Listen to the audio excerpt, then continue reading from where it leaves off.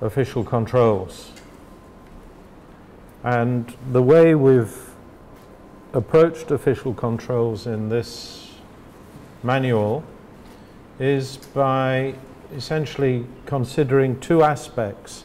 One is the management, the policy area for the competent authority, because these are important things to get right. If you don't have the policy straight, if you don't have effective management of your food safety area with fisheries as a component integrated into that, then it becomes very, very difficult to actually implement a set of controls.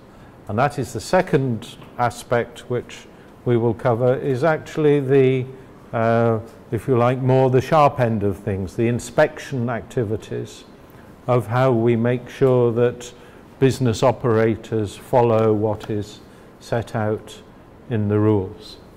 So I'd like just to now talk a little bit about the management aspects of the competent authority and some of the principles that we should be taking into account in the way in which we design our national food control systems, and specifically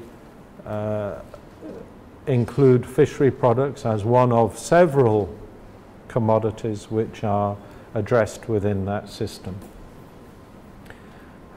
So that's the first point really to make, that when we talk about fish inspection and control, really we're talking about food inspection and control applied to fishery products as one of several commodities, one of all food products which should be produced in a safe manner.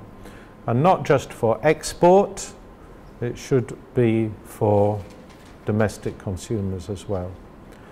And I know that EU projects are often designed with this SPS for export idea, but we have become, I think, a little bit, I wouldn't say disillusioned, but we know that the story is bigger than just for export. And that if you only focus on export, you end up with two-tier control systems. And you end up with great controls for things going to certain markets, and sometimes it seems we say, well, to hell with the rest of the world and our own consumers. And of course that is unacceptable. It's not to say that we should have exactly the same standards applied to all markets, but the point is there should be adequate controls on food safety for all markets, because everybody has a right to safe food. And it's okay to have maybe variations, okay? The EU requires HACCP. Well, we may not require HACCP for our national operators, at least initially, but that doesn't mean to say that there should be no controls there.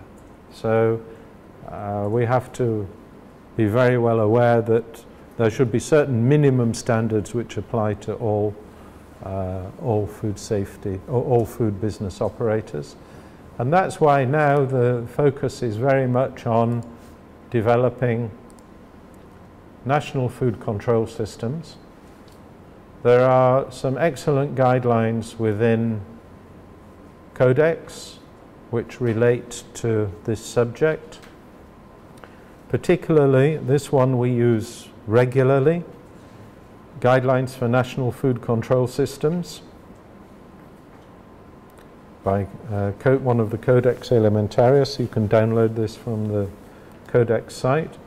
But there are others of relevance, Guidelines for Food Import and Export Inspection and Certification, Guidelines for the Design, Operation and Assessment and Accreditation of Food Import and Export Inspection Certification, Guidelines for Food Import Controls, and Guidelines for Exchange of Information between countries.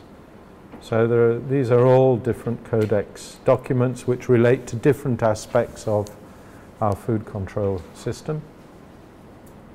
There are some important principles which we try to build in to the management and the design of the system for food safety controls.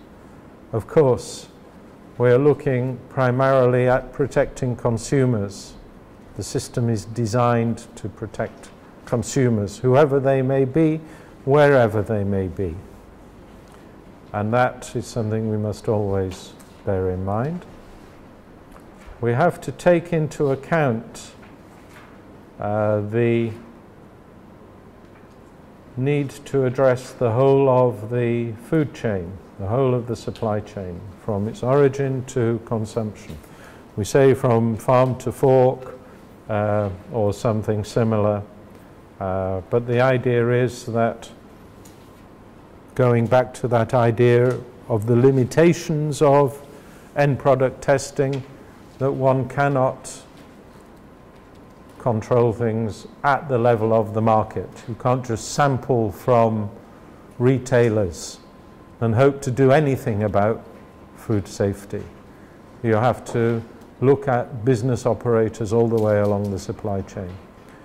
That's why very often when we go to countries and we find that standards bodies are engaged in food safety, we find that that is not always effectively implemented, because there is a tendency to focus on sampling at the market level and testing the products in the laboratories. So this doesn't really get into the origins of food safety failures. We have the principle of transparency, so that all aspects of national food control systems should be transparent, open to scrutiny by stakeholders, however, respecting where required confidentiality, because of course as inspectors sometimes we're party to private information about individuals and businesses, which of course we're duty obliged not to disclose. But for the most part, in terms of the presence of food safety risks, ensuring that consumers are properly informed, we do need to be transparent. Roles and responsibilities should be clearly defined. Where they are not, then you have situations where there could be overlaps in mandates. We spoke about this the other day, where you have multiple inspections by different institutions, different ministries, different agencies of the same business operator, with different inspectors saying different things. And of course this brings everybody into disrepute and ends up in essentially the business operator disregarding all of them. In addition, if things are not clearly defined, particularly when things go wrong, you find that everybody will say, it's not my responsibility, it's his responsibility, okay? Because the boundaries are not clearly defined. And where they're not clearly defined, it means we can deny that it is our fault. And the most important thing is to have very clear accountability for food safety.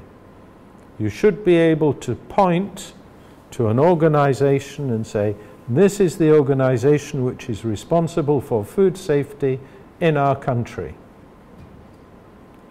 And the head of that organization is the person who is responsible for making it work. So that if there is any failure, you know who is responsible. And that is a very important step, and it's a very difficult step sometimes for some countries to take, especially where the institutions have developed as kind of silos. So Ministry of Fisheries deals with fish, Ministry of Agriculture deals with Veterinary department deals with products of animal origin. Phytosanitary department deals with products of plant origin. The standards body deals with standards. Trade deals with export certification of trade. Sometimes we see food safety functions popping up in customs departments, for example, for import and export controls. I think the worst country I've been in, which I won't mention, we counted 7 different institutions involved with food safety, none of which spoke to any of the others, all of which had built their own laboratories, all of which were taking samples, all of which were requiring the business operators to pay them for the sampling and certification of those tests. Is it any wonder that the agricultural sector in that country was almost dead because it had been killed by these excessive levels of unnecessary control? So having clarity in responsibilities is important for those reasons. It's also important for budgeting. There is a very important question you should be able to answer. How much does my country spend on food safety, on official control of food safety? You should be able to answer that. There should be something in the budget somewhere which allows you to answer that question. You can say how much it spends on health, how much it spends on education, how much it spends on defense. Why can't we say how much it spends on food safety? And the reason is because food safety is often buried inside other institutions. So you end up, you know, it's in the Ministry of Health, in the Public Health Department, as one of several functions within that department. Or it's in the Ministry of Agriculture, within the Veterinary Department, as one of several functions amongst others. And if you don't have the clarity in the responsibilities, you cannot budget. And if you can't budget, you can't prioritize. So there are implications other than just having effective food safety as to how we translate policy into reality. If you can't allocate budgets to specific things, it becomes much more difficult. Consistency and impartiality. We have a duty to treat people equally, to treat different business operators equally. It means that we also have to take care between sectors.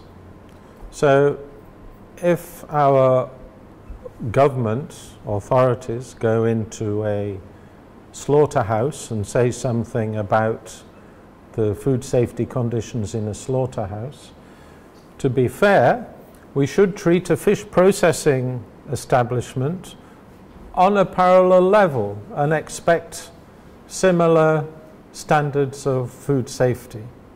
So we need to have some way of working across sectors here to make sure that we are not imposing excessive burdens on one sector and less on another. And of course, ensuring that our officers are also, when they visit different establishments, are working to the same level, so we don't see variations between inspection standards. When I go to an establishment, I should be able to identify exactly the same non-compliances and compliances to the same degree as when the next inspector goes to that same establishment. So some kind of system of calibrating our inspection system. At the end of the day, we are all instruments. You know, we are instruments which are used to determine the safety of the objects which we're inspecting. So ensuring some kind of consistency there is important. Risk-based, science-based, evidence-based decision-making. Well, that comes with the territory. Mechanisms for cooperation and coordination between multiple competent authorities. I think it goes to having clear roles and responsibilities. Preventative measures, rather than waiting until things go wrong, of course, to have ways to identify non-compliant operators as early as possible. Self-assessment and review procedures. Where are we? Here. So that we're always trying to improve the inspection and control system, particularly taking into account risk and changing practices and so on, finding ways to focus our limited resources, to focus the small budget which has been given to us on the things which are the most important from a food safety point of view. We have also, where are we? Recognition of other systems, including equivalence, particularly if these are trading partners. You can recognize that people supplying food to you have systems of control in place which are considered to be equivalent. So you make the prima facie assumption that the product is safe when it has been produced subject to that system. This allows you to make reduced levels of checks, and these are often mutually beneficial between trading partners. Food control system has to have a legal foundation, of course. Now we're moving more towards having primary food safety legislation, a primary act, a food safety act at national level, not a Food and Drugs Act, but a Food Safety Act. Now there's a trend that we're trying to promote to separate your food control system from your drugs control system, because the concepts of control which you apply are different. Drugs are essentially industrial products, and you can control them much more effectively by sampling and testing with purity criteria and end product standards and things like that, and licensing of production systems. And if you combine that with food, as we've seen in some countries, you end up with this old-fashioned system of trying to license the production of food. So you license foods rather than controlling the places and processes by which food is produced. And this is another way of kind of getting money out of enterprises, which we sometimes see. So separating food and drug controls and having specific food safety acts which do two things, or three things really. Firstly, modify and refine the institutional structure, so we have greater clarity in terms of roles and responsibilities of different institutions involved. Secondly, redefining the responsibilities of food business operators so that it is absolutely clear that the responsibility for food safety falls on the business, and that subsequently all of the requirements with which they must comply are clearly defined. And then finally, defining the system of controls which are undertaken by the institutions to be able to ensure that business operators comply with those requirements. Okay? So a proper legal system is required. Then we are moving also towards this important principle of harmonization, to take into account things like codex standards, so that we don't have systems and requirements which are wildly different from others within the region or with whom we trade. Of course, minor differences are inevitable and in many cases desirable because we all consume different kinds of food, we have different exposures to different hazards, different risk profiles, so these need to be reflected in the requirements, but to a substantive extent we're all trying to move towards harmonization, particularly now through regional economic commissions such as CARICOM and others in other regions. And finally, the important principle, as we've mentioned, is sufficient resources to do the job. At least to be able to operate a system effectively. Now, what we often see sometimes is that government gives plenty of resources in terms of salaries and jobs, but very often the food safety institutions do not have operating budgets. So it's not just a question of people, it's also a question of operating budgets, and partially those operating budgets to cover the cost of analysis in laboratories. So your main operating costs in terms of food safety are being able to move your inspectors to where they need to be to do their job, and also the technical, supporting the technical resources of testing laboratories. Tomorrow we'll do a little exercise on the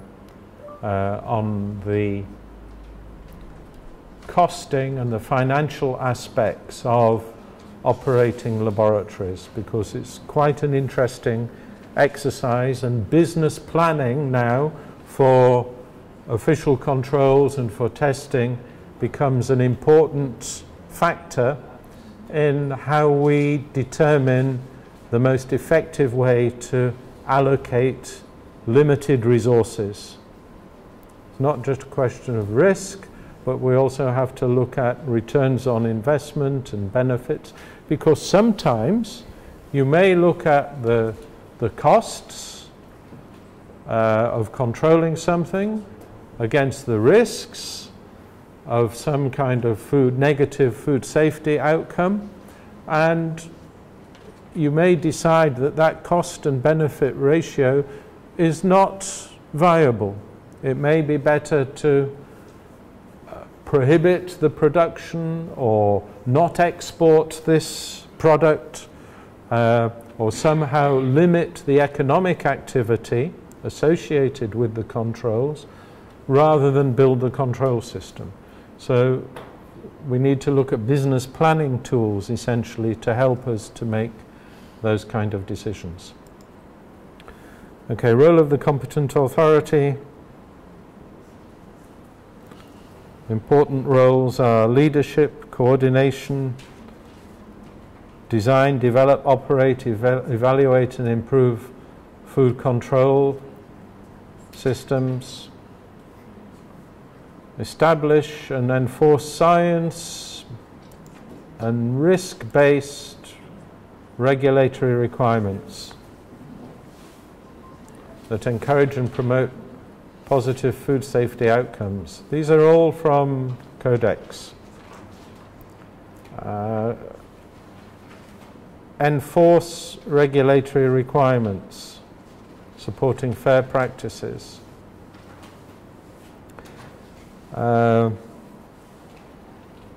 Liaise or have arrangements with supporting organizations.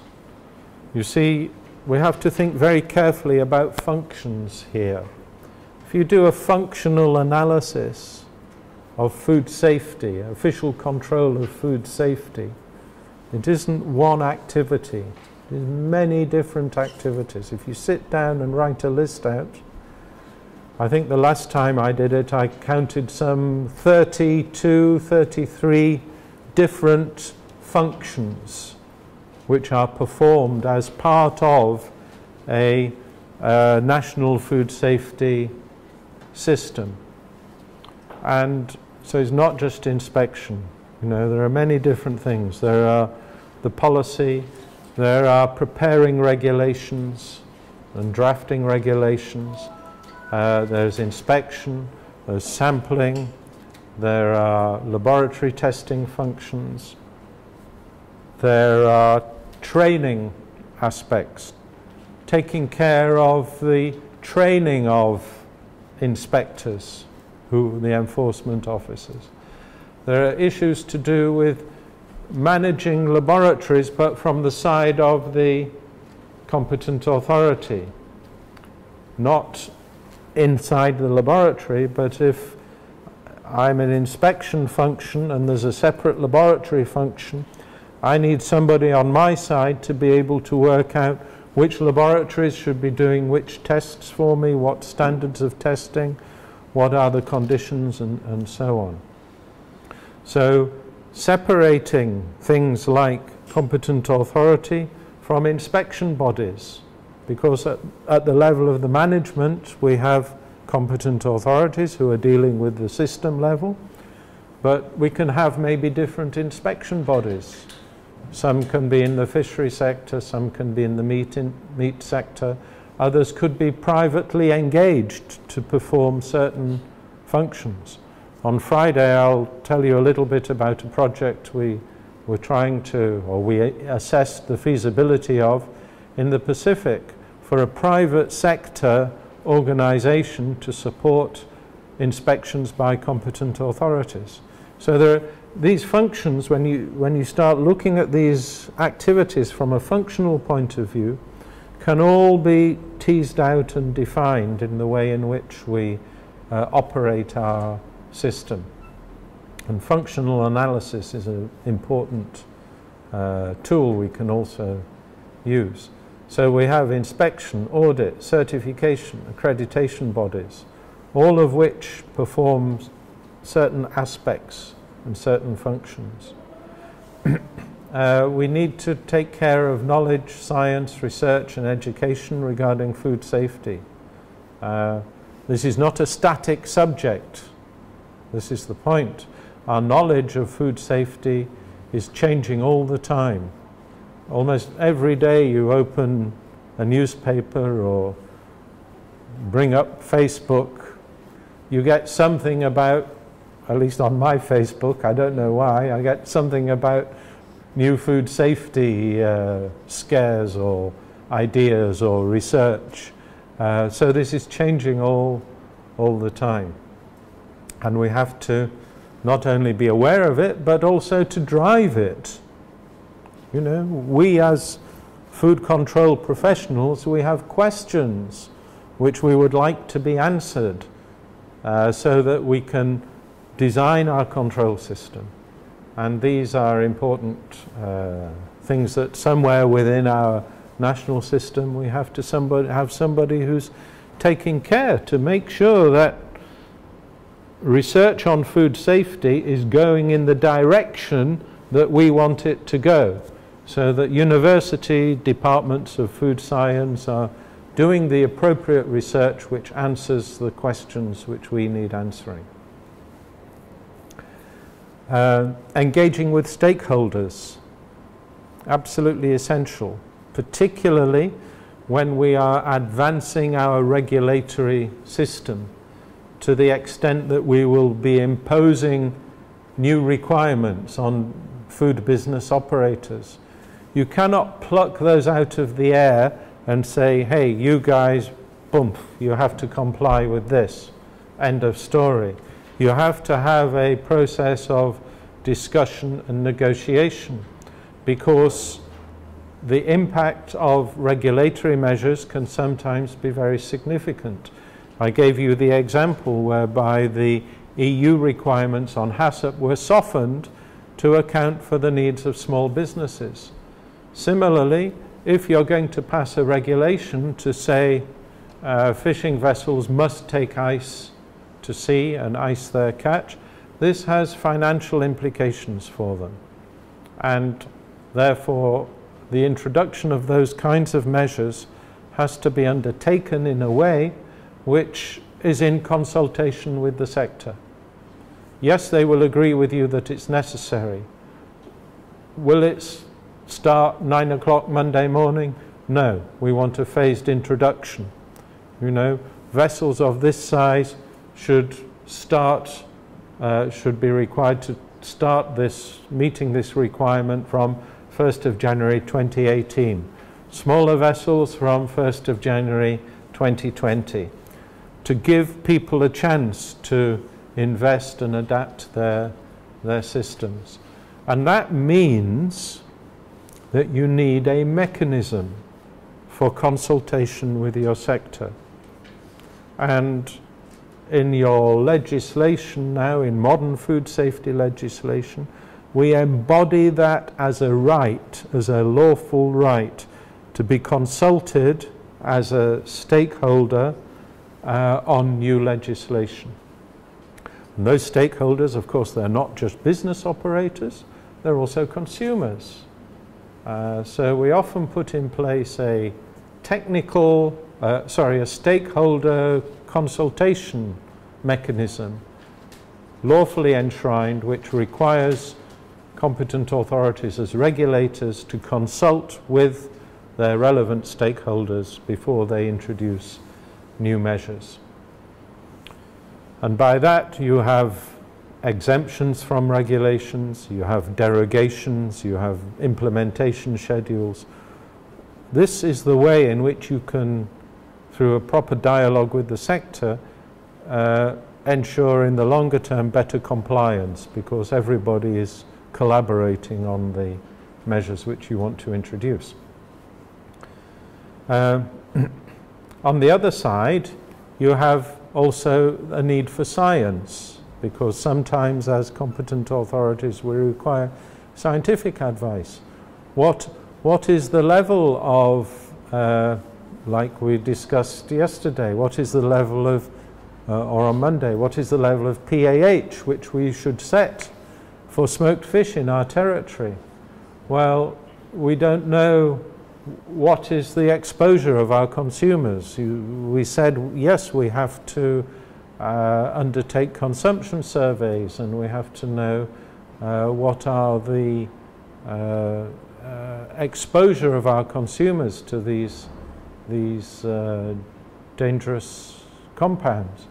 These are questions you can ask panels of scientists. So we now also seek to establish scientific panels to provide us with the risk assessment advice that we need to be able to make these kind of decisions. So these are important structures. And then, of course, you have your international relations, because one of the key things that you're engaged with as a competent authority is making sure what's coming into your country and what's going out from your country is in fact going to meet with the various requirements, whether it's your own or other people's. In order to do that, you need to have a communication with the EU, the FDA, with competent authorities in neighboring countries which are also trading within the region, you know, so you need to have a network of connections which functions to allow you to better regulate your food safety conditions. So lots of things that need to be taken into account in the way in which we set up these competent authorities.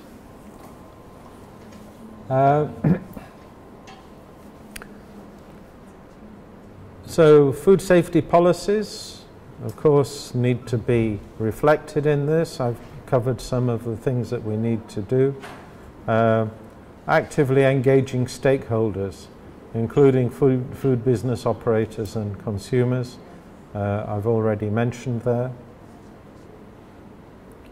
I think several of these things were mentioned previously. Legislation.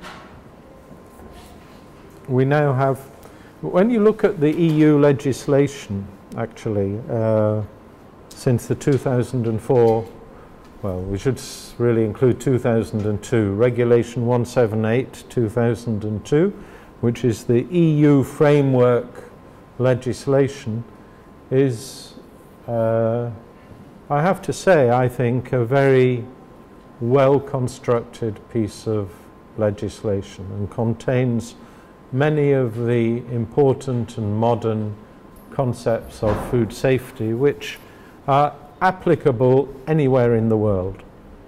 What was quite interesting actually was, I think, during the course of this year they've performed an audit, an internal audit of the EU food safety control system, and they just published it last month actually, which was rather interesting in that the main finding was that the EU legislation still, after, we can say, well, 2002 to 2016, 14 years, that framework legislation and the principles, they still find them valid and relevant and so on. Where there were some criticisms were in relation to the need for more risk assessment and better consultation and things like that. But the basic principles, I think, are valid. So when you read this, you can get some good ideas about your national food safety systems and ask yourself whether these, what you have now stands up, measures up to some of these concepts which I've set out. So, yeah. What should national food legislation do? Define responsibilities of food business operators. I don't want to go into too much detail on this, but should be unambiguous responsibility for food safety. That is absolutely essential. This is why we don't like, again, end product sampling, testing and certification. Because if you as a competent authority say, oh, we require your product to be certified, just as a general means of control, what we're saying is we are taking some of that responsibility from you and putting it on our own shoulders. By taking a sample, analyzing it, and issuing a certificate which allows you to operate, we are saying, yeah, you're okay, and we've issued a certificate to prove it. So if there is any food safety failure, and I've had this, I've seen this, what do they say? Ah, you gave me a certificate. It's not my fault, it's your fault. So you abrogate some of that responsibility. So this is why the law should be absolutely explicit that under any circumstances it is the food business operator that is responsible for food safety. Yeah. For us, like for example, with the issuance of the license, after we do the plant inspection or facility inspection, we would also attach a letter stating that you must adhere to the things and regulations at all times. If you don't, that your license can be revoked. So we do have it in there, but it's still like a disclaimer, still telling you, well, hey, we will give you this license, granted that you follow this consistently. Yeah, yeah. The license or approval is really just a statement that certain conditions have been met. It doesn't say that the food is safe, because you can't say that. It depends what people do in that establishment subsequently. But in terms of the design, layout, hygiene conditions, training of staff, existence of a HACCP plan, temperature of the fridges, all of those kind of specifications, the hygiene conditions, the existence of GMPs, it's ticked all the boxes, and that's what your license says. Yeah. But you're quite right. It doesn't automatically say that they have complied with all requirements. So there we have defining the responsibilities on the business operators. Some things which Also a new requirement which came out in the EU legislation in our reform in 2002-2004, a requirement for traceability.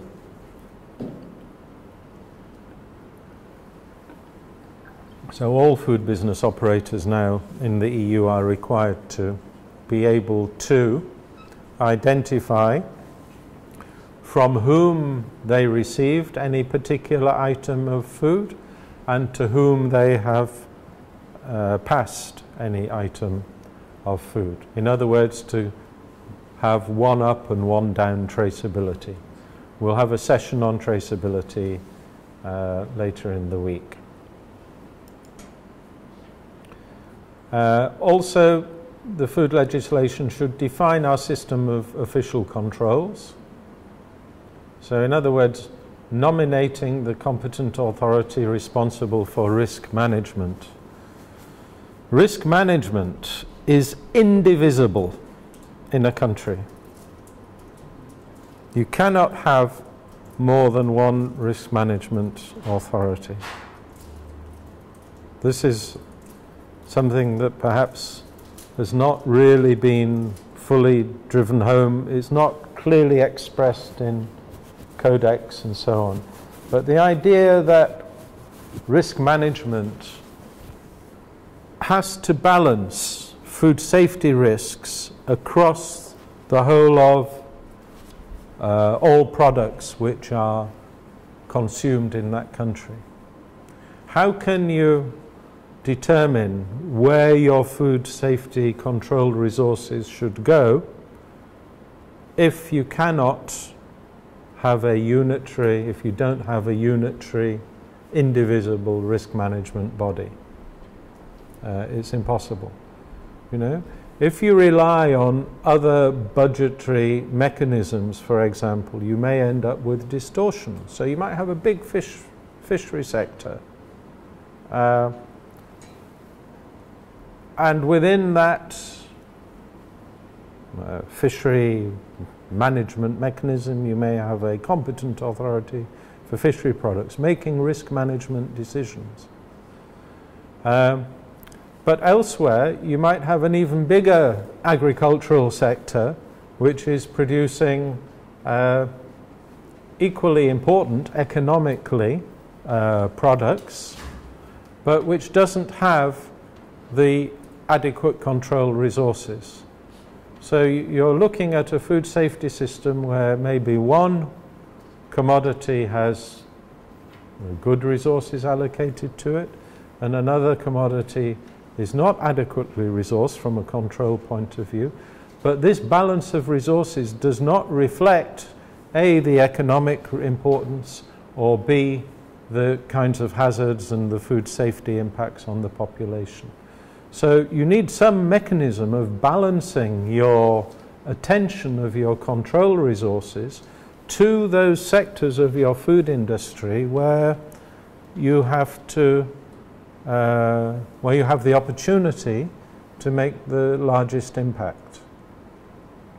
So at least there should be somewhere in the system a mechanism for having a unitary competent authority.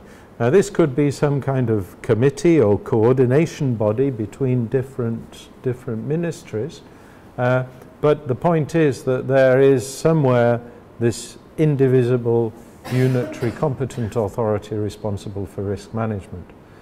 When it comes to inspection, that's a different matter. You can have different bodies doing inspection in different sectors. It's not a problem. There are coordination issues and things like that, and standards and regulations and overlaps, but you can, through coordination, resolve those things.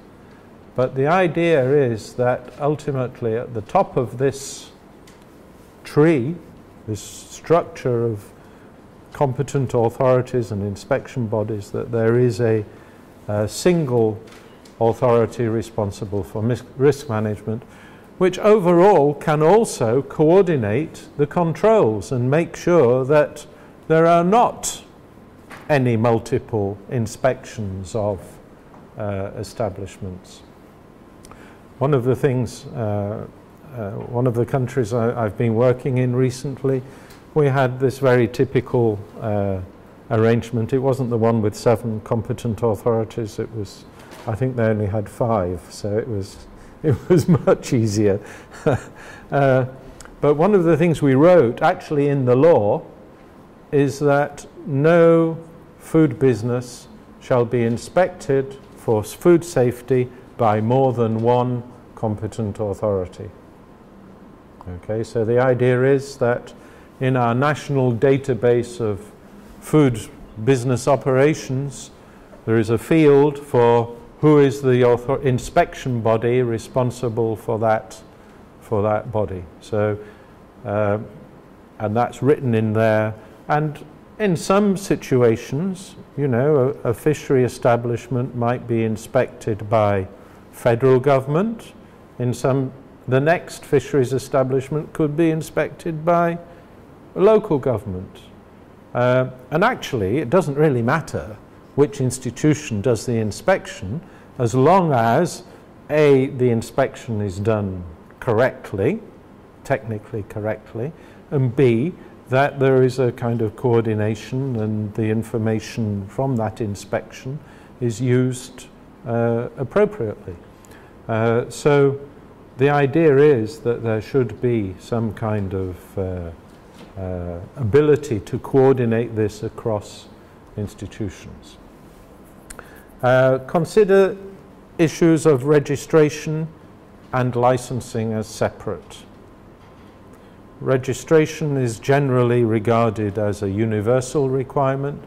All operators in the sector have to register as a minimal requirement. They cannot operate unless they register with you. That means they have to come to you and say, I am here, I am operating, this is what I'm doing. And you know that they are there, that they're operating, and that's what they're doing. But that's all it is. It is just a transmission of information.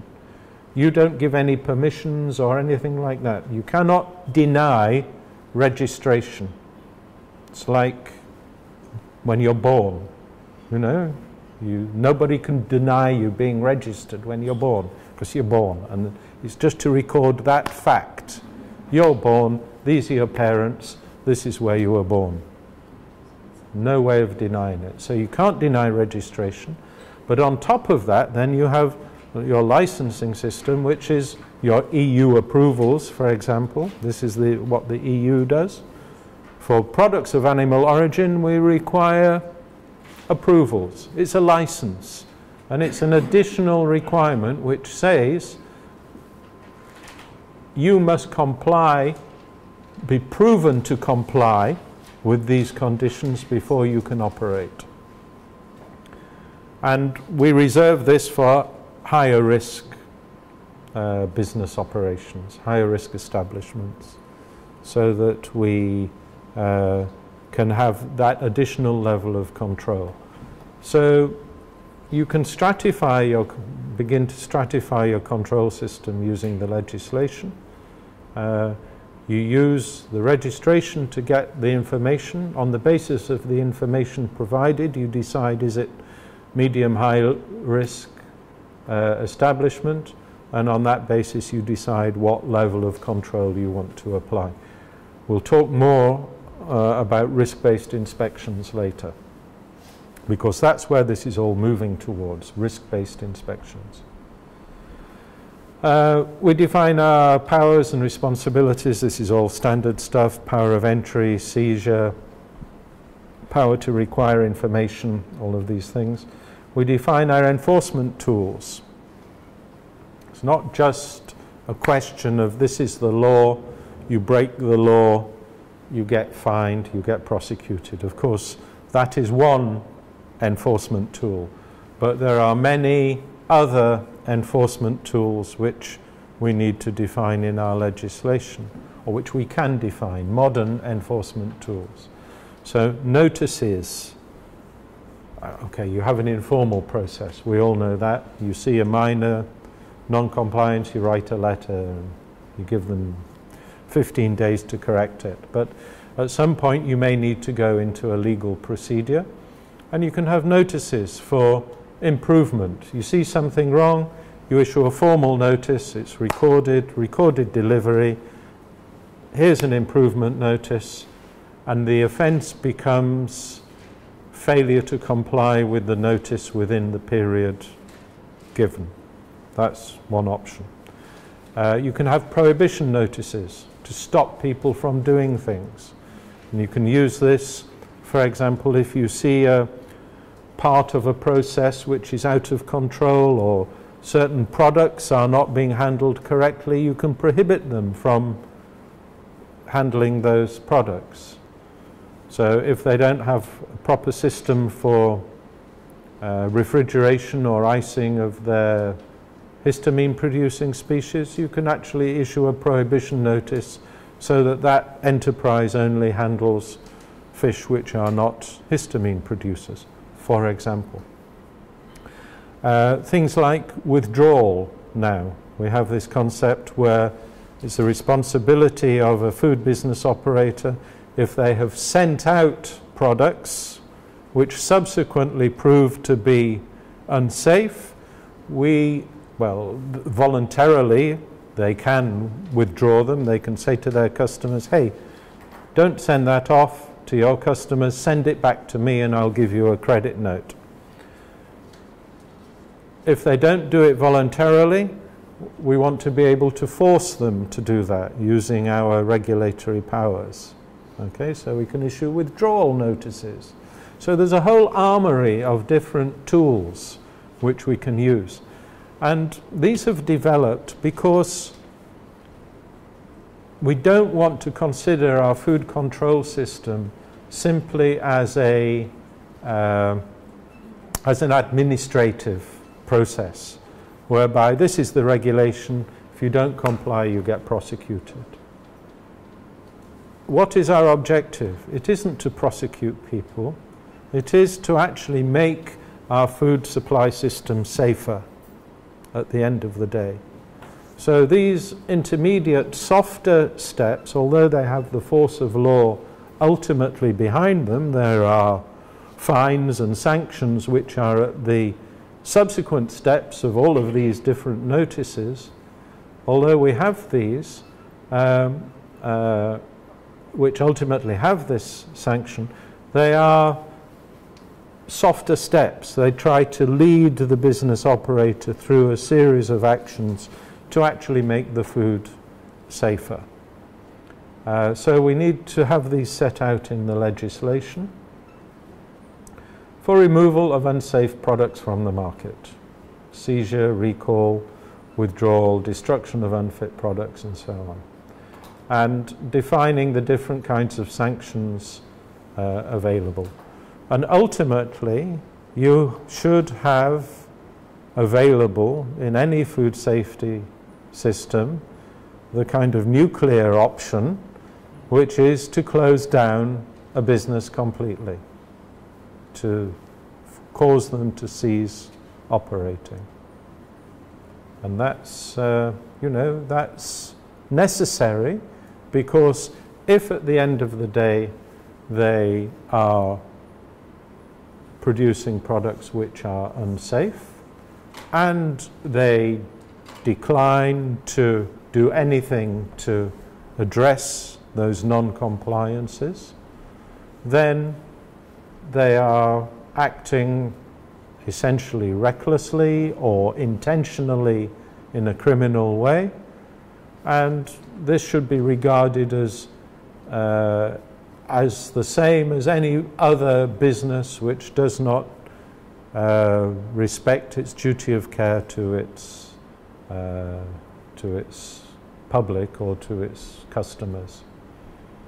And this is sometimes a bit of a challenge to get people to start thinking of food safety breaches, regulatory breaches of food safety regulations in the same way as maybe people who drive recklessly their car down the street, maybe when they're drunk, without thinking about who they might hit or who they might kill. And certainly if you're operating a food business without the appropriate knowledge or skills, it is the same as driving without a driving license and not having passed your test, because you don't know what you're doing and it can kill people in the event. So ultimately you need to be able to remove those businesses from the supply chain. What are some of the other issues we need to consider? Very quickly, the risk analysis principles, we need to have science in there. Emergency measures for food safety crises. Epidemiology, we mentioned this the other day, the need in the context of ciguatera, for example, but not just ciguatera, other diseases as well.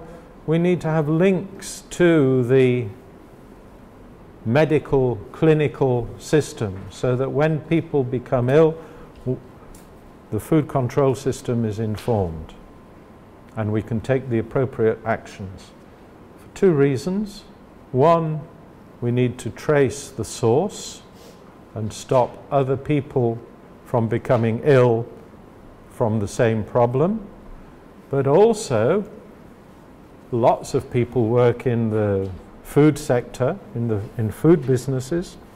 Maybe the person who's ill is a food handler, and we don't want, in certain cases, if it's something like salmonella or something like that, we want to prevent them from continuing their work as a food handler to prevent other people being infected. Surveillance and monitoring programs. We need to ask the question, is our food safety system working? Well, we don't know unless we take some routine and random samples of food from different places at the level of the market and try to assess the frequency of presence of various hazards. This is our surveillance, this is monitoring. It's not control, we're not seeking to control anything, we are asking the question, is our food safety system working? And we're using a structured sampling and testing exercise to make sure that it is. Considering the role of laboratories and standards, yeah, we need laboratories, but what will be the relationship between the laboratory and the inspection body is a question that we need to consider, both from the point of view of ensuring the independence of the laboratories, but ensuring that we have a clear procedure for decision making about safety of foods. Because very often what we see is, and this is from the old standards-based end product testing, is an inspector will take a sample to a laboratory and say, please test that for me. And that's about all they say. So it's up to the laboratory then to say, oh, well, what is the standard which applies to this product? And then they test for all of the parameters in that standard, and then issue a certificate to say, yes, the product complies with the standard. Well, there's another way of approaching this, which is from the hazard-based approach to inspections, where I, as the inspector, decide through my inspection process and knowledge of hazards and things like that, what is the issue of interest in this particular circumstance. And I take my sample and take it to the laboratory and say, please would you analyze that for these parameters? And the laboratory then analyzes for those parameters and provides a test result in the form of a numerical value, parts per million or milligrams per kilogram or whatever, of the parameter I've requested. And I decide as the inspector what is the consequence of that result. Does it comply? What does it mean in the context of my inspection activities? what actions should be taken as a consequence of that result. Do I issue a certificate? Do I refuse to issue a certificate? Do I prosecute? All of those things are within the decision of the inspection body. So this is using laboratories in a different way to perhaps traditionally they may have been used previously. Annual control plans. As a competent authority, you have to have an annual control plan which sets out what are the objects of your control, how many establishments are there, which of those will be inspected, how frequently, what is the nature of those inspections, how many samples are you going to take, what are the parameters which you're going to have tested. All of these things can be set out in advance. And it's linked to your budget. You know, you design your control plan to meet the budget available, or ideally you get the budget which allows you to satisfy your control plan. And then conversely, at the end of the year, having an annual report, which can even be public to an extent. You can remove all of the confidential information. But to say, what is the status of food safety in the sector which you're controlling? And we should have annual reports available which allow our political masters, if you like, the politicians at the policy level of the food safety system to say, yes, this competent authority is performing adequately, but there are some gaps in these areas which need to be addressed. Unless you get that planning and reporting system straightened out, it's very, very difficult to plan for a future improvement and development of the system. What else can we say? Role of food safety management systems such as HACCP or ISO. We need to make decisions as competent authorities. What do we do if a business operator has a HACCP plan which is officially certified by a third-party certification body? Suppose SGS or Bureau Veritas has certified their HACCP plan, or has certified that they have ISO 22000 food safety standard implemented, or that they have complied with private standards such as Food Safety and Quality or British Retail Consortium. What is our policy with regard to that and official controls? Do we accept that certification as evidence that they already comply with that, therefore we don't need to inspect it? Nestor is shaking his head like mad there. But these are questions which, you know, you can ask, and you have to make a decision. And it's fine to say, no, we don't accept it, but, you know, in some cases you may wish to reduce the burden of official control where such things exist. We need to think about information and communication technology and food safety databases. This is where you can make tremendous advances in the way in which data from food safety inspections and controls is used and stored and manipulated to help you to better focus your resources on certain areas. If you have structured ways of gathering data from your controls using inspection forms and data sampling forms and properly documented structured procedures, then all of this can be digitized, and you can start then to extract that data and manipulate it in certain ways to A, report on your activities, but B, to be able to determine what is happening in your sector and to better control your own inspection activities. So you can do things like compare the ratings of different establishments to see how they compare to each other or compare to an industry mean. You can see what happens at the level of the sector. Is the standard moving up, moving down, or static? You can look at how an individual plant or an individual business operator scores over time. You can compare the results of different inspectors when they go to the same plant. It gives you a lot of powerful tools for better management of your competent authority functions. So a lot of CAs are now seeking to put in place improved data systems. And even to the extent now of having handheld data collection. So your findings from inspections are going straight into an iPod or a tablet and then transmitted into the database.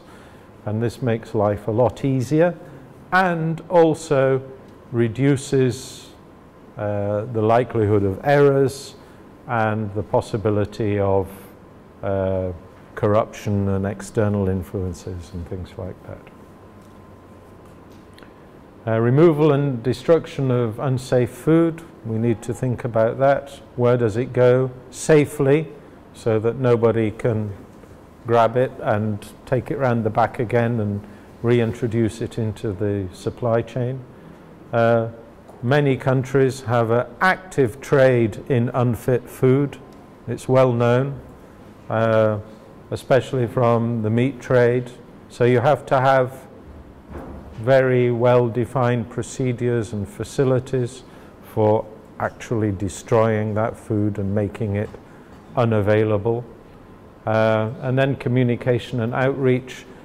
All of this needs to be, or good parts of it need to be communicated to the public to make sure that people are aware of what is going on in their name.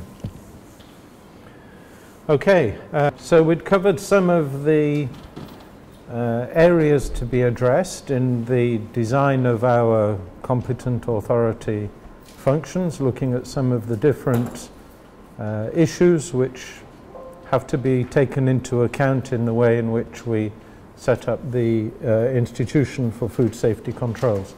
Now these are general issues, of course, in relation to general food safety issues, but they are still entirely valid when it comes to consideration of the fishery sector and food safety controls applied to that sector. The principles are exactly the same. We can also learn a few lessons from recent global food safety incidents. Whenever there is an incident, it represents a failure of our food safety system. And we should always ask the question, why did what went wrong go wrong? What was it about our system that failed? How can we seek to strengthen it? And what lessons does it provide for us for the future? So some of the lessons that we've learnt in Europe over the last 25 years or so, 30 years we can say, since I first started working as a food inspector. Some of the important lessons which have been adopted and applied within EU legislation, several I've mentioned already. The need to place clear responsibility for food safety on the business operator. Unequivocal principle that the business operator is responsible for the safety of their products. Ensure that we have controls which operate along the supply chain, including, importantly, for animal feeds. This is of relevance to us in the fishery sector when we come to considering food safety of aquaculture products. Use our knowledge of risks and severity of hazards as determined by risk assessment, to focus our resources on the most important hazards so that we have we get more value for money, if you like, from our investment in food safety controls. Ensure that we are able to identify emerging hazards in real time. We know that because we have biological raw material, the hazards evolve. Bacteria and viruses evolve. Last year, we dealt with the major outbreak of Ebola virus in West Africa. Similarly, we've had various influenza viruses to deal with, or similar respiratory diseases to deal with in recent years. It's probably only a matter of time before we get something similar which is foodborne. And we have to think of the do we have in place systems which can quickly identify when there is a new hazard arising, and do we have sufficient flexibility in our system to be able to apply controls which may be required in those circumstances. So we need a degree of flexibility in the system. These are not static systems. They should be designed to evolve as our identification of hazards also evolves. Ensure that we communicate with competent authorities across borders. The food business is no longer isolated. It is a global business, and therefore our control authorities also have to be globalized and networked accordingly. Ensure that we have a legal basis for traceability, and that business operators implement traceability systems to allow us to identify the sources of food safety hazards as well as to withdraw dangerous products from the market. These are all lessons which have been borne out by our experiences in the EU. Avoid conflicts of interest and make control decisions free of political influence. We mentioned that we should try to keep ministers as far away as possible from food safety decision making.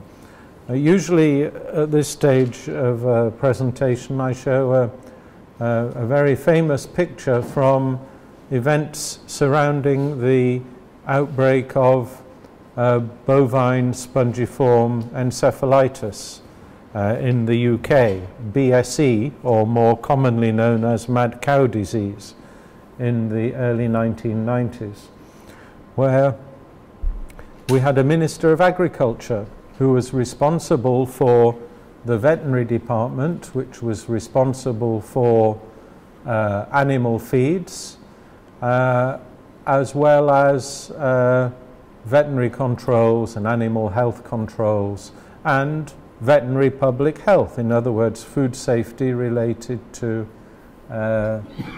issues concerning animal health, to zoonoses. On the other hand, he was also responsible for promoting the British agriculture sector. And when there were first indications that this human disease, what was it called? Jakob-Creutzfeldt disease, so that would be JCD, was linked to the BSE in cattle.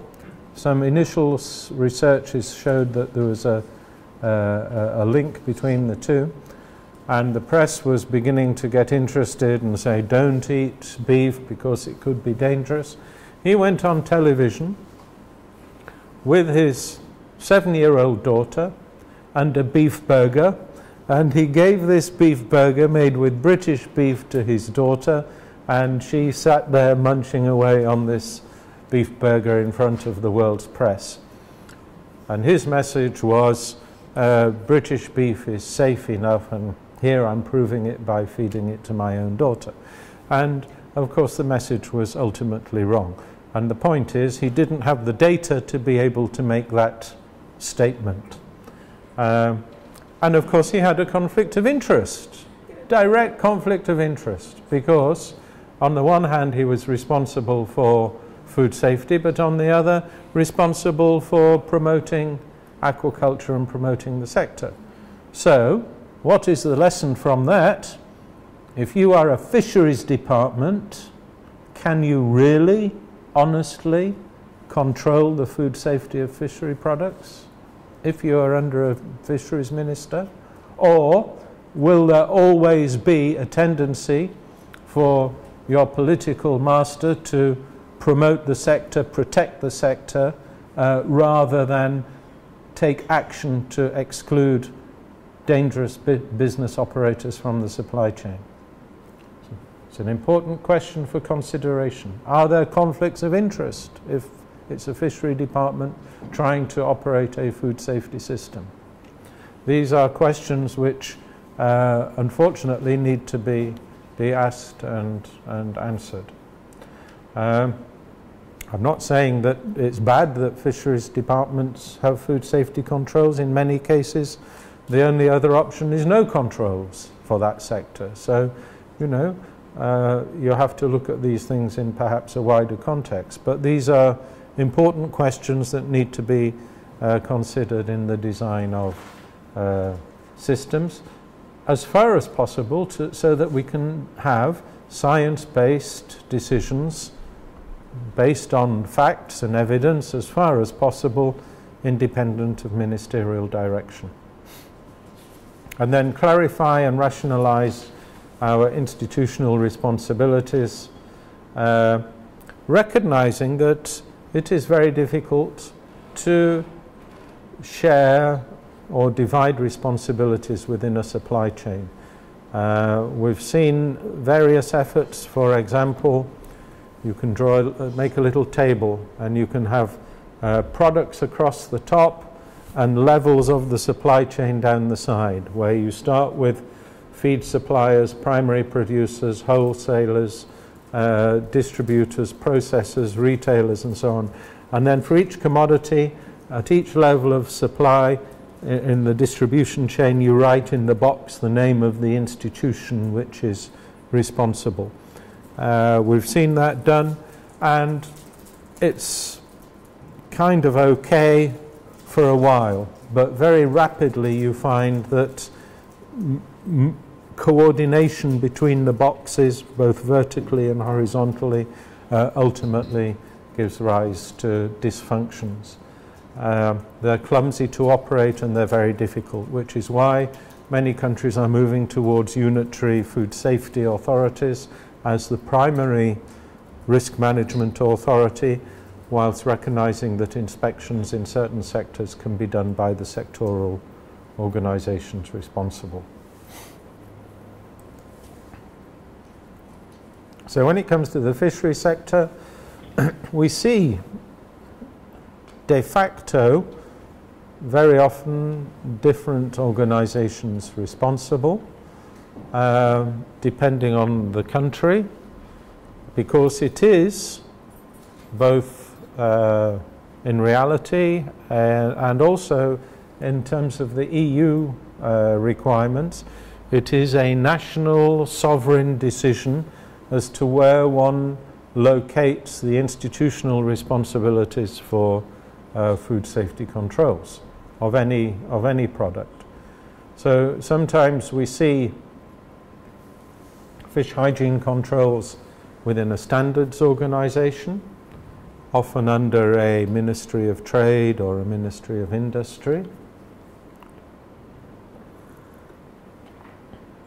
In some countries we see the fisheries controls under a veterinary department within the Ministry of Agriculture. We can see it sometimes within a fisheries department, either under a Ministry of Agriculture or in some countries where fisheries is a very important activity, a large activity under its own dedicated Ministry of Fisheries. Sometimes we see these fish hygiene controls falling within an environmental health department or a public health department, often under the Ministry of Health. And then sometimes in countries which have reformed their food safety institutions under some kind of food safety authority or agency. Now, with all of these, one of the issues that often pops up is that food safety is just one of several functions which are implemented under that authority. So it becomes a question of priorities within that organization's activities. And this is one of the disadvantages of these multi-agency approaches. They can work, and they can work reasonably well, but ensuring sufficient coordination between the food safety functions in several authorities is rather difficult, and ensuring that there is sufficient centre of gravity to food safety so that they can attract resources is often a problem. As well as this issue of potential conflicts of interest, where an organisation has two functions, one as a regulatory body and the other as a sectoral support organisation. Okay? So if you're a fisheries department or you're a veterinary department, you may find that part of your job is to go to business operators in the morning to help them, to give them advice about animal health or about fisheries or how to do their job better, to support them, give them something in the way of helping them to do their job better. Then in the afternoon, you go home for lunch, you take your support sector hat off, you put on the hat of a regulator, and then you go and in the afternoon and you prosecute them for a non-compliance. It's very difficult, isn't it? And you can't do that. And as the same, not even as the same department, never mind the same person. So you have to be very conscious of these potential conflicts of interest in the way in which these are designed. So, yeah, and we often get arguments then. You've probably engaged in a few yourselves over the years between fisheries departments, health departments, standards bodies, veterinary departments, and everyone says, no, it's my organisation which should be the competent authority, we're the properly qualified ones. And we hear these arguments a lot of the time. Fisheries people, I mean, and there are no right or wrong arguments here. Fisheries people say, yeah, we know the sector very well. It's a unique sector. Nobody else understands the fisheries sector. This is something which you need to have specialised knowledge of how it operates to be able to control. They're already present at landing sites because they're inspecting other things, they're doing other things, they're gathering data, maybe enforcing monitoring, control and surveillance activities. And there are links to IUU controls in terms of origins and so on. But the weaknesses, the disadvantages for fishery sector involvement, potential for conflicts of interest, and multiple functions. So food safety is just one of several jobs that you have to do. And then because of these weaknesses, you get the Ministry of Health, environmental health officers come along and say, look, it is our job, it is clearly our mandate to look after the health of the population. That is what we are here for. That is our one and only primary goal. And therefore we do not have that conflict of interest. And therefore it should be public health which deals with that. And furthermore, we have stronger links into the epidemiological side of things in terms of reporting of diseases and so on. Good arguments. However, there tends to be, because of this, a focus on bacterial food poisoning rather than things that maybe happen from the origins or early on in the supply chain, such as heavy metals and things like this. Tends to be a focus on the hygienic aspects of the process and distribution. So you tend to get a lot of more inspections at retail level and so on. Less sectoral awareness and knowledge. In other words, there doesn't necessarily have to be a detailed knowledge of specific sectors within agriculture and fisheries. And also, public health departments are often multifunctional. I know from my own experience as an environmental health officer, we would deal with pollution and smoke and housing and drainage and all sorts of other issues such as that. And very often this comes down to the level of the inspector, where the inspectors themselves are multifunctional. Not always, but sometimes. And then we have standards saying, well, actually it should be standards bodies which do these things, because we're concerned with trade and commerce, and all of this goes to ensuring properly regulated commercial environment. And in any case, we are also issuing certificates for rules of origin, and therefore we are the best people. But as we've heard this morning, standards tend to focus very much on the product rather than the process.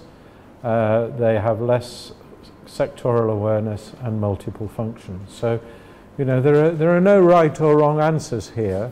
It's just that there are advantages and disadvantages. And when you operate a mixed food safety system, you have to try to play to the strengths of the different organizations involved as far as possible, and minimize the effects of the weaknesses. And essentially,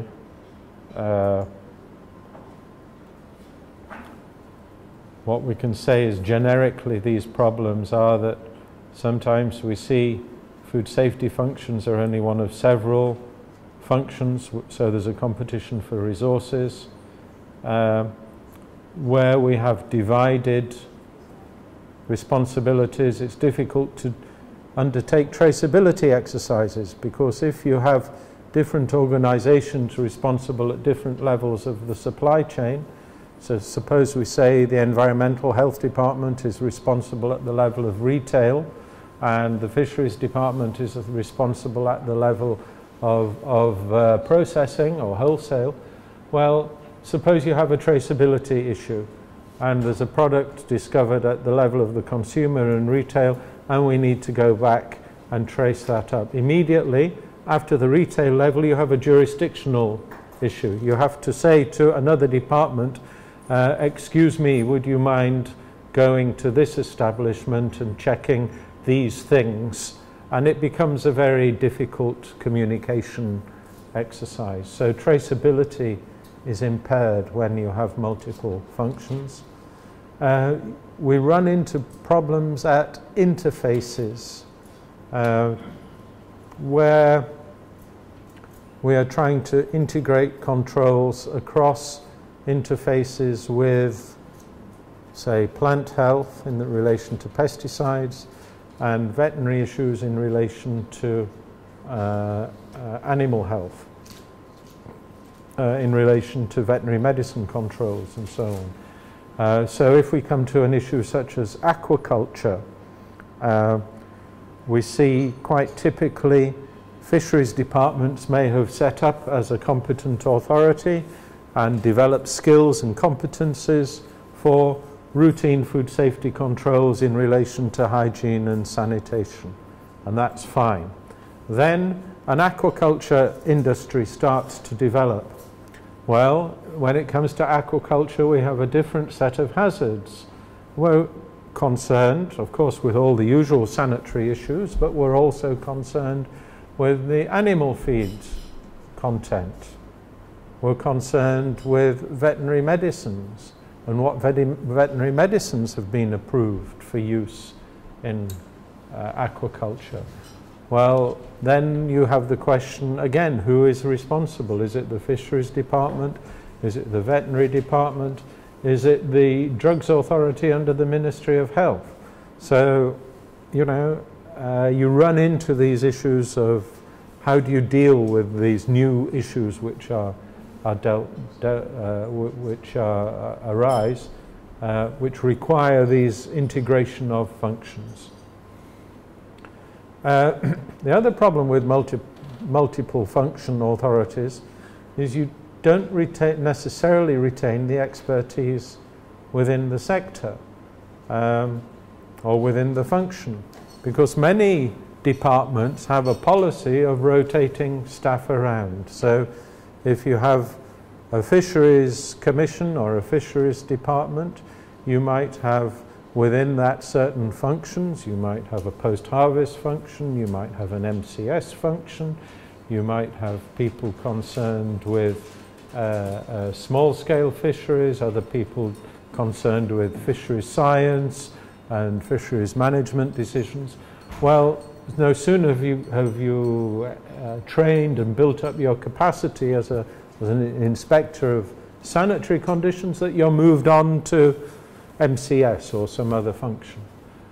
So you lose that expertise and you don't get the career structure where you start off as a junior inspector and you move up and become more expert as you move on within that particular discipline. So this is another disadvantage. And then sometimes we lose the broader picture, the strategic picture, which we need to have in order to be able to take account of risks and comparative risks of food safety problems in different sectors, and to be able to assess the costs and benefits of different interventions, because we're not taking this broadly sectoral approach. So is it better to put our resources into fish inspection or meat inspection? Where are the comparative advantages and how can we make these kind of decisions? So having this overall cost-benefit analysis of where fisheries can fit into the rest of the food safety system is important. And also because of this issue of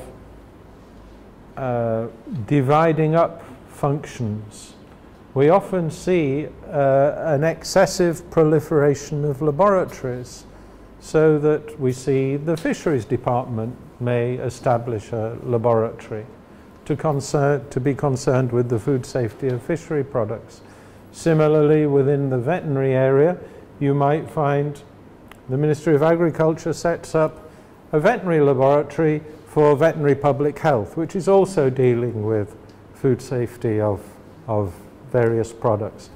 In the Ministry of Health, you might find the Public Health Laboratory has a food testing service within the Ministry of Health. So we get a proliferation of laboratories, often with overlapping functions, doing the same testing, offering the same testing services in different parts of government. But because the laboratory is intimately part of the department, then the idea is the work of that department will be working with that the work of those inspectors will be working with that department. But because they're small, because we haven't done a business plan, because we haven't taken into account the costs of operating these laboratories, they tend to be inadequately financed. And I don't think there is a laboratory in the region which is not struggling because it has been established at a level of activity, of capacity, which exceeds the budgetary provision to be able to sustain that adequately. And the problem with that then is there is this pressure to start charging the sector for tests to be able to generate income for the laboratory. And this can be very negative in many cases when, for example, the inspection body or the competent authority misapplies the legislation and uses their legal powers to force business operators to pay for tests, to pay for certificates. And this is what we have referred to as a lawfully sanctioned extortion racket, which, you know, we see this. I don't know, I'm not accusing anyone here, of course, of such things, but it does happen, and it is a risk when your laboratories are not properly established based on a proper assessment of demand for testing. So these are some of the things which we see occurring as problems when we include in food safety control of fishery products within an organization which has other functions and activities to perform. So one of the institutional responses, one of the system level responses to this situation is that many countries around the world now have made a decision to move towards including their controls for food safety across the board, including fishery products, within a unitary food safety authority. And that food safety authority would take the overall responsibility. It would be the authority that you could point the finger at and say, they're the ones responsible for food safety in this country. They would have a clearly defined budget, and they would work to essentially undertake some of these important functions, such as applying food safety controls along the food chain for all products, or at least ensuring that controls were applied, even if they themselves were not actually inspecting. They would take steps to make sure that inspections were undertaken. So, for example, typically you have local government and central government, and the food safety authority is in central government, but some food safety inspections can and often should be undertaken by local authorities, depending on the size of the country, of course. You know, we're not saying in all cases. But even if it's not local authorities, it could be sectoral organizations such as fishery departments, so that you would have within the unitary food safety authority, you'd have some specialist function in there that might be concerned with risk management for fishery products, would be ensuring that the regulations were in place, that the policy arrangements were okay, that laboratory facilities were available for the necessary tests. But it might say that for inspections of fishing vessels or certain establishments, we would ask the fisheries department or somewhere else to undertake those kind of inspections. And there would be, in that situation, some kind of audit function then, so that the central authority would check that those inspections were done according to the predetermined system. So there would be a mechanism for saying what the inspection procedures should be, what the content should be, what the frequency should be. All of these things could be part of the memorandum of understanding, if you like, between the central authority and an inspection body for them to ensure and follow up that those checks were made appropriately. That authority would also take care to ensure that resources were available, so to negotiate with government for control resources, staff and finance to be able to implement the system. To ensure that these controls for food safety were integrated with other SPS issues. As I say, there are important interfaces to be managed across several commodities. In the case of fish, we're concerned with, of course, the veterinary medicines. We're concerned with animal feed controls. We're concerned also to an extent with plant health issues in terms of pesticides and issues there, which may in some cases be of relevance to our food safety in the fishery sector.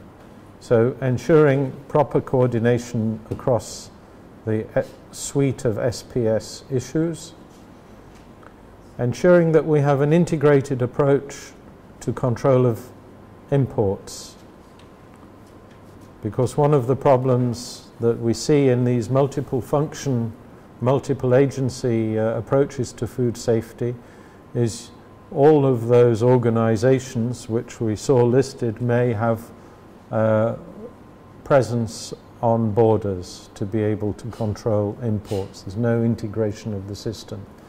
And in fact, for most imports, you only really need one inspector, because the majority of your checks which are made on imports of food or agricultural products or fishery products, the vast majority of checks that are required are essentially documentary checks to do with origins, to do with certification and so on.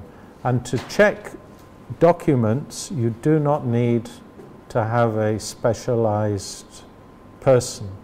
You don't need a specialized fish inspector to be able to check that a certificate from a foreign country is a genuine certificate, that it is signed by somebody who is nominated and authorized correctly.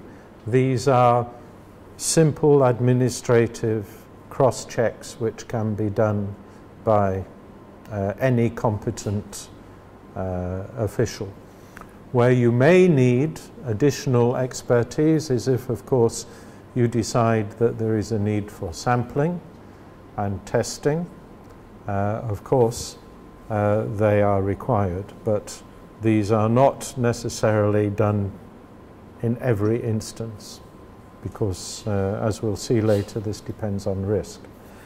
The other great advantage of putting all of this under one roof is you can have a career structure for your professionals, and you can retain your professional expertise, which is very, very important.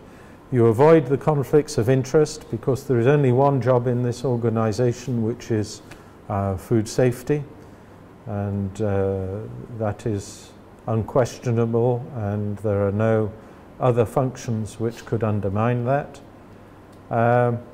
It allows us to adopt uniform strategies with a high degree of horizontal integrity. So then we can say, yes, the kind of controls and the models and the basic regulations we apply in one sector of the food industry are the same as in other sectors of the food industry. So we can have a more equitable application of our regulations. It also allows us for a more effective separation of the control of separation of control functions. In other words, the decisions about compliance can be more easily separated from laboratory testing. Laboratories should report test results. They should not report compliance or otherwise with a standard. They should only report compliance or otherwise with a standard when they are requested to do so by the client. But the normal status of laboratories is to report their test results. And that this separation of functions between control and laboratories then allows a more healthy relationship between these two functions. Firstly, it separates the analyst from the sector by another step. Of course, the analyst should not know the identity of the origin of the sample. And also it allows for a more effective, if you like, market relationship between a laboratory as a service provider and the control body as the buyer, if you like, as the client of that service. Because at the end of the day, it is the control function which should drive what the laboratory does, not the other way around. So in determining what tests are required, how many of those tests, what level of competence is required for those tests, these are decisions for the competent authority, for the control body. These are not decisions for the laboratory, because the control body as the client has the right to say what test, what method, what level of proficiency, and how many of those things we want. The job of the laboratory is simply to provide me with a test result on the samples which I deliver to it. End of story. Job done. And that this then creates a much healthier relationship between the competent authority and the laboratory. To the extent that we often advocate as consultants that the budget for laboratories, the money for laboratories, should be given to the inspectors. Right? Then the inspector can make a decision where we spend that money. Right? Because, to be honest, if it's a laboratory outside, that's fine. If it's in another country, it's fine. It doesn't matter as long as we have confidence in the competence of that laboratory to perform efficiently and effectively, that its results are going to be correct, then we can buy that test from wherever we want. And it is simply a matter of who provides the best service, all other things being equal, you know, assuming that they're all technically competent, who provides the best service in terms of turnaround time, in terms of, you know, sample collection or delivery of results, or existence of a laboratory information management system so I can get follow the track of my product through the test online. All of these things I can take into account in my purchase decision as an inspector. Now, of course, it's not always possible to be able to do that, but you know, thinking about this relationship between the inspection body and the laboratory, testing laboratory, is something that is easier to do when we have a unitary authority. Our controls are implemented at the appropriate level. In some countries we may have local governments involved with food safety, and as well as central. So how do you define and allocate responsibilities between these different levels of government based on, for example, risk or scale of activity? So you might say, as is often the case, higher risk establishments, and we often define those as products of animal origin, or in some cases we say risks in terms of international trade, so export establishments would be controlled by the central authority, and others would be controlled by local government. Or you could do it by scale, but somewhere along the line, in many countries, there has to be a decision as to how we allocate between those different levels. And then if you do have two levels of government, how you ensure coordination between them. It's one of the things we often see when we read the reports from DG Sante, where countries have delegated, the central competent authority has delegated some functions down to local government or provincial government, how they are directed in terms of the things they should be inspecting and how they should reflect the results back up to the national level. That's one key issue. Secondly, we have to have structures where we can make rapid decisions about management of risks. Sometimes you find that committees are involved, interministerial committees. We've seen in some cases competent authorities for fishery products, exports to the EU, put with interministerial committees where they've not been able to decide essentially who's responsible. They say, oh, let's make a committee between trade and health and fisheries. But then you find that this is very cumbersome for decision making, especially if you need to make quick decisions sometimes. You know, we're going to decline to issue certificates to this establishment. It's typically a quick decision that needs to be made, and one that often immediately, especially in smaller countries, goes up to the political level. How you can get those decisions made quickly has to be considered. We have to think about the dimensions and disposition of our inspection activities, particularly in the fishery sector. Fisheries activities happen often in remote locations. You know, the fishing port might not be in the main city where the centre of the government administration is. Fisheries activities often happen outside normal working hours. You know, if you're an inspector in a fish market, you have to be there maybe 4 o'clock in the morning or 3 o'clock in the morning when activities start. So you can't bring to this activity a fixed civil service set of working conditions and practices and mentalities, because we want our inspectors, of course, to be where the fish is at the right time. So we have to make provisions for that. It has implications for transport.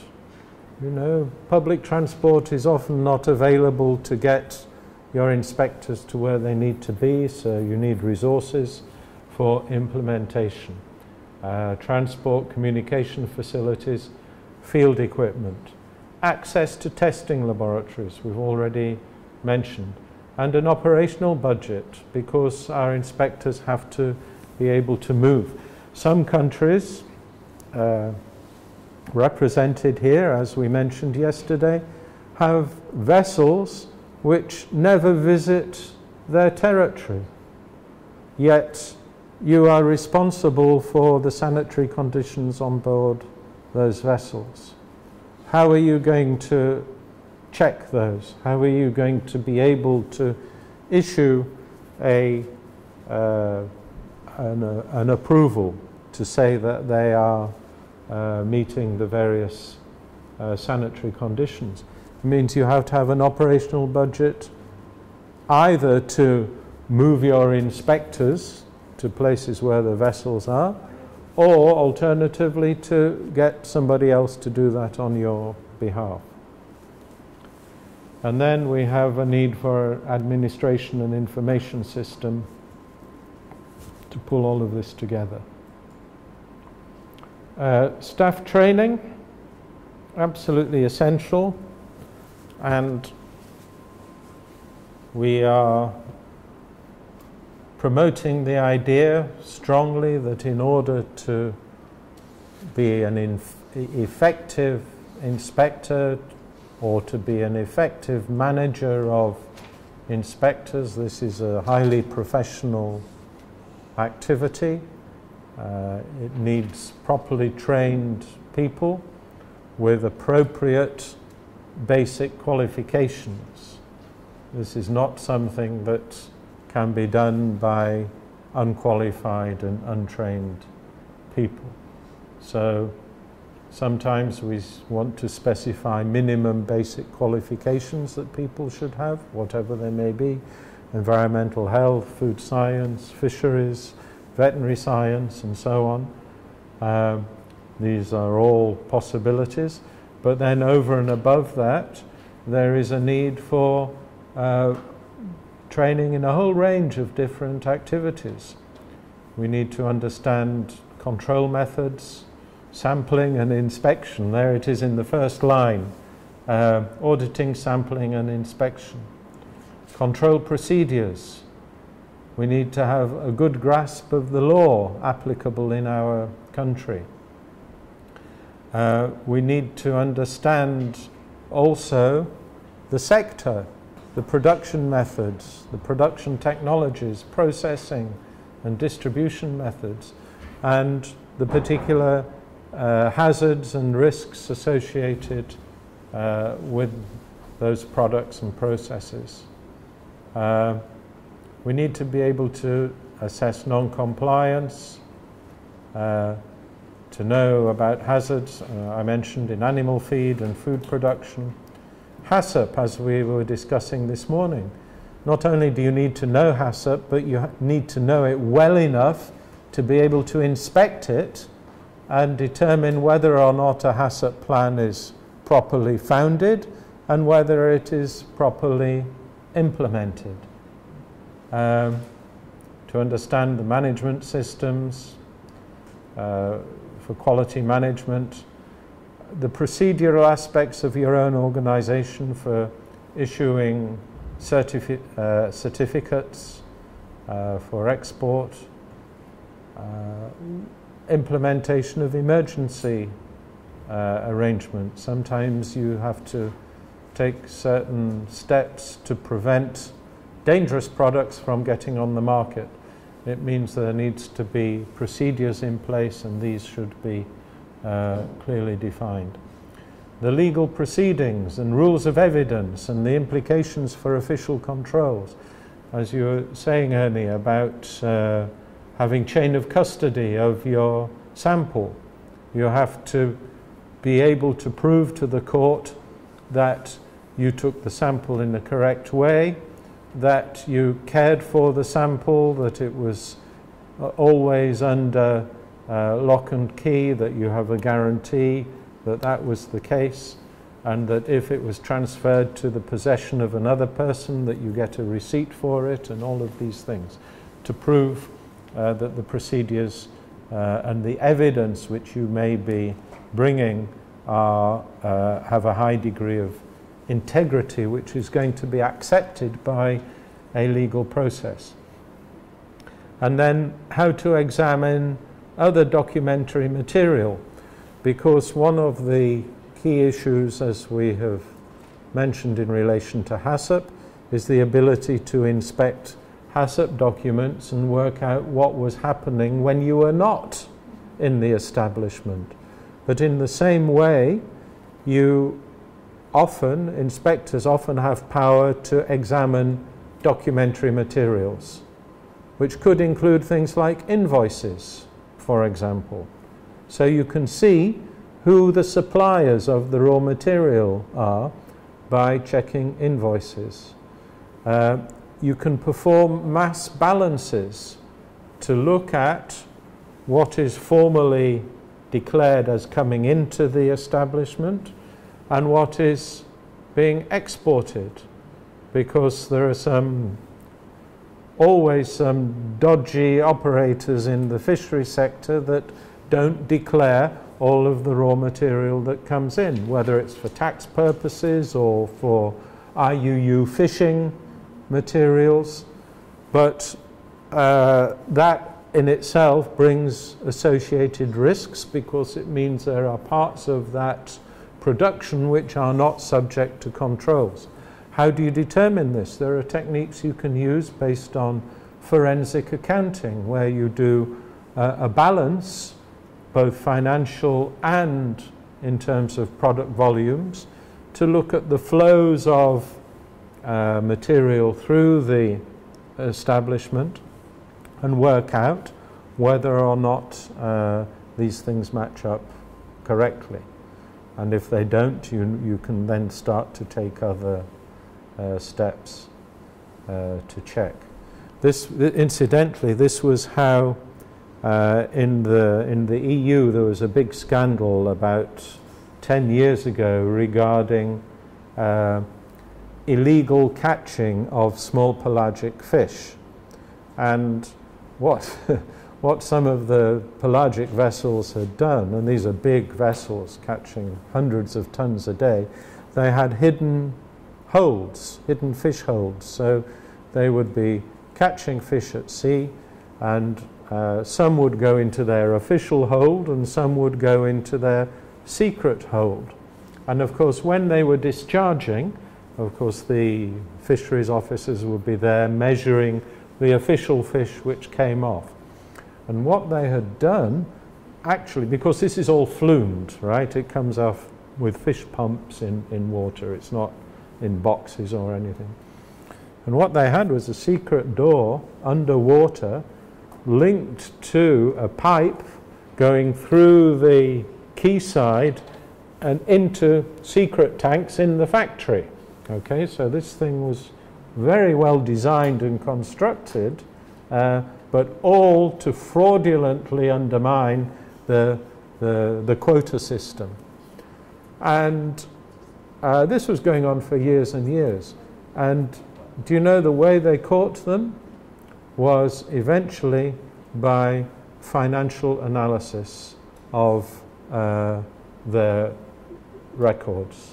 They went in and they looked what they were selling, and they realized that their sales volume, their invoiced volume, was much higher than could be justified there by the amount of fish which was formally measured as going into the factory.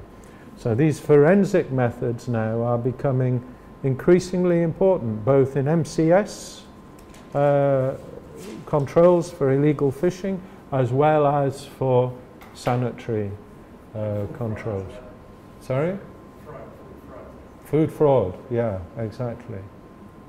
So, yeah, having some awareness of these, and the only way you can, these are quite high-level skills, but certainly competent authorities need to be aware that you can actually seek to identify these illegal activities by using some of these techniques. Okay. Yeah, so that's training. Well, these were some of the specifically fishery things we need to know about: fish biology, taxonomy, identification. Identification and composition.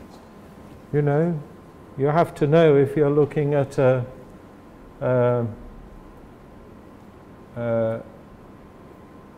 one species of fish or another, because they may have different hazards associated with them, quite simply.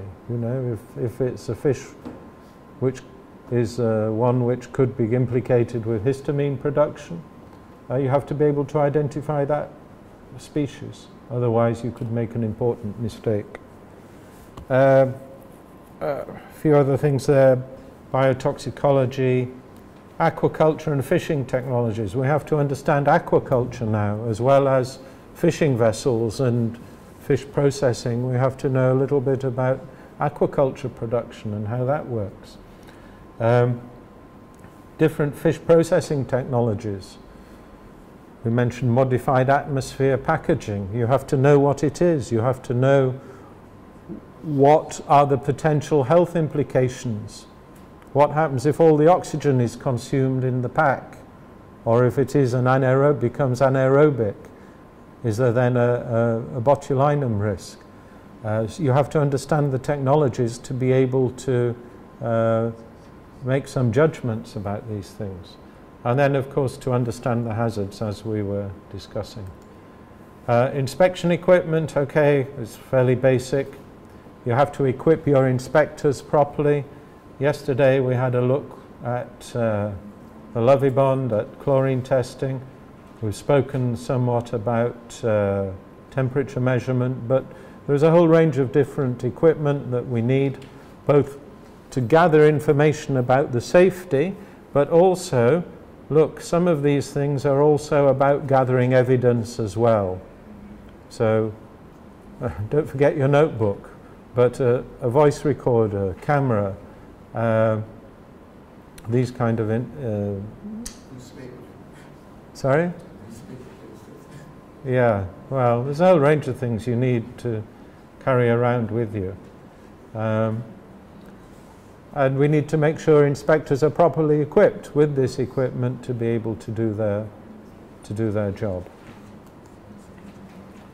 I mentioned a little bit earlier internal quality assurance systems. We need annual plans and annual reports. I think I went into these in some depth, but we have to set out the targets. What are we hoping to achieve this year? In terms of number of inspections of different types of objects, of different targets. We can run campaigns. Don't forget, it's not just about doing routine inspections. We can periodically go into depth on a particular issue. So maybe we've seen one or two establishments are getting a little bit lazy with hand washing, or maybe we know there's a general problem with HACCP. Well, let's do a campaign where we only go in and we inspect on those points only. They have great impact, because then it tells the business operator, yeah, this is an important thing.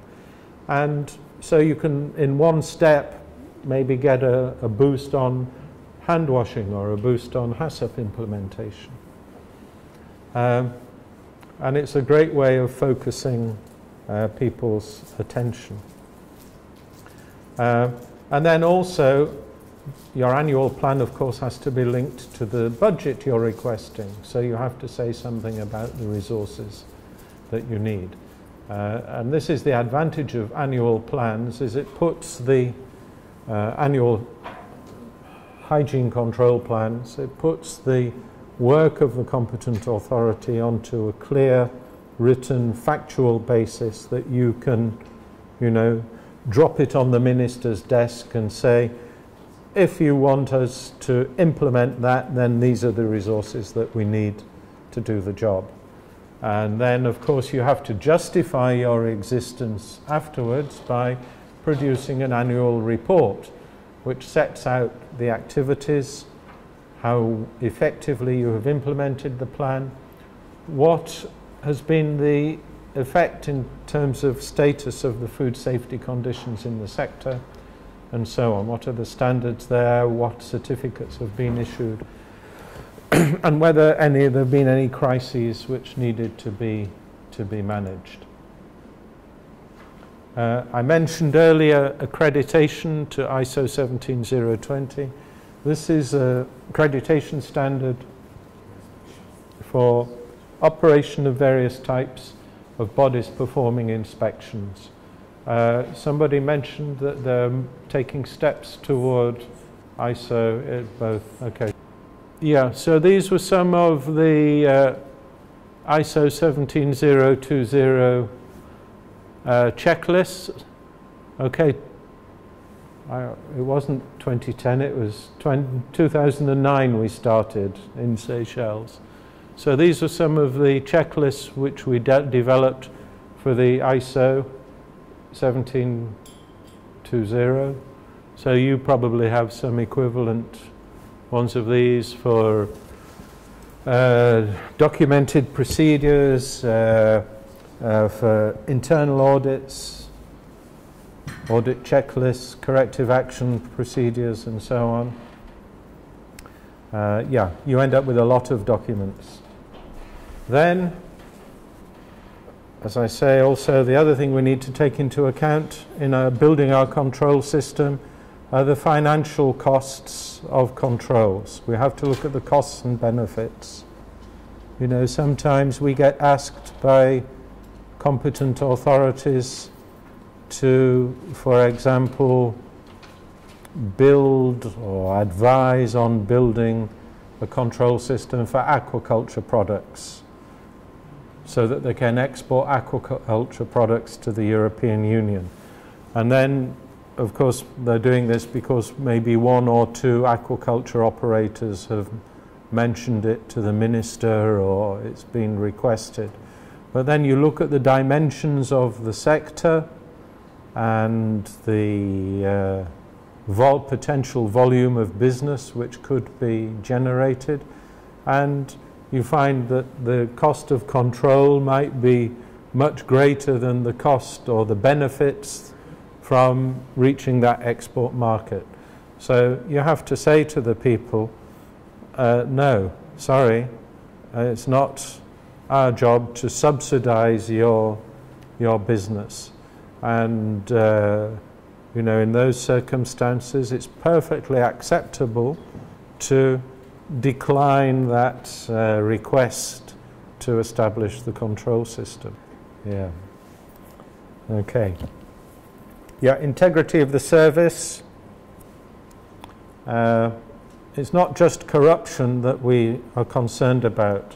And in fact, in my experience as an inspector, outright corruption of inspectors is actually quite a rare event. Of course, it does happen. There's always a bad apple somewhere in the barrel.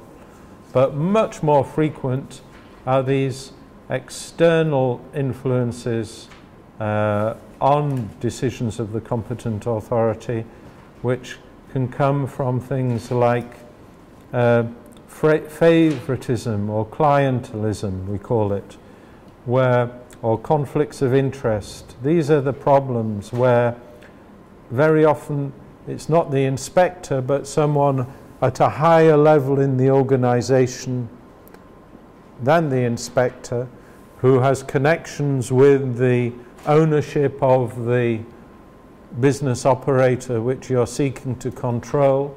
So quite typically you go in, you write your letter about the non-compliances, and of course what happens is the owner of the business might be friends or related to somebody high up in your ministry, and one way or another that influence is used, and one day your boss takes you to one side and says, hey, just go easy a bit on that factory, just don't prosecute them, you know, because well, you don't need to know, but it wouldn't be good for you if you did.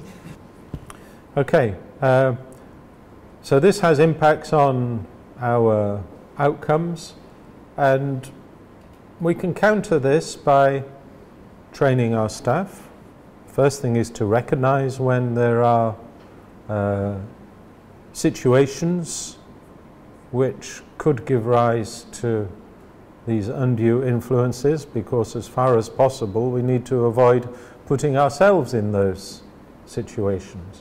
Things like rotating inspectors between establishments. So it's not always the same person going to the same establishment, working in groups and so on.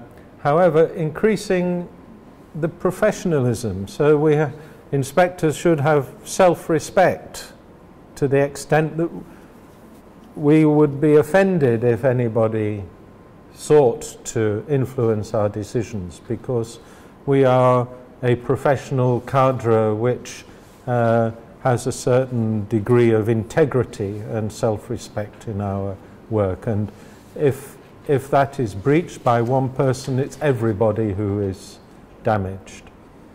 So trying to encourage those feelings. So this was one of the reasons behind myself and a few colleagues.